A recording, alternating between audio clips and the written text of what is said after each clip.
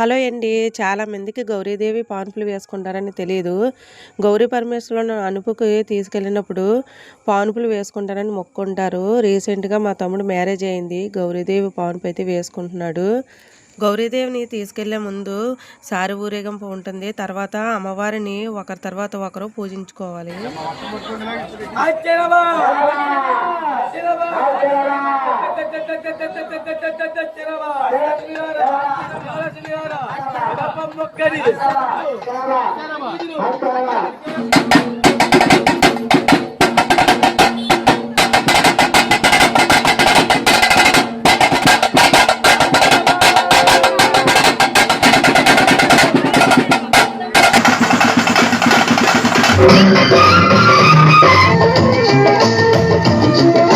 నిజంగా పల్లెటూరులో చిన్న చిన్న సెలబ్రేషన్ కూడా చాలా ఎంజాయ్ చేస్తారు.